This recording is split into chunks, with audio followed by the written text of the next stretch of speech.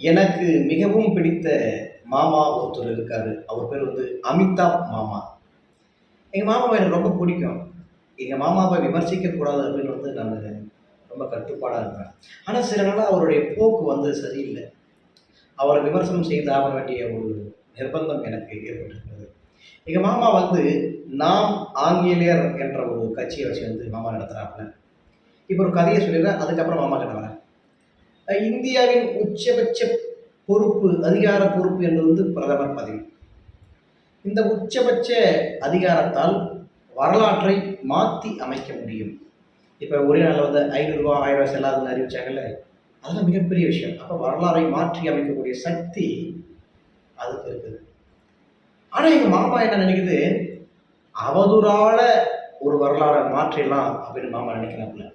ஏன்னா பெரியார் ஒரு ஆகச்சிறந்த ஒரு மனுஷன் இருக்காப்புல. எல்லோர் மீதும் விமர்சனம் இருக்கும். விமர்சனத்தை தாண்டி அவர் செய்த நன்மைகள் என்று ஒன்று மேலோங்கி இருக்கும். அதுதான் மகத்தானது.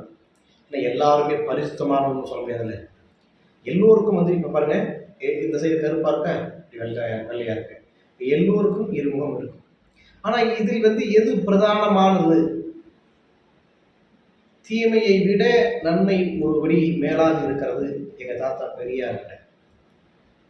அந்த பெரியார பத்தி எங்க அமிதாப் மாமா வந்து தொடர்ந்து விமர்சிப்பது வந்து ஒரு மனவலியை ஏற்படுத்துகிறது.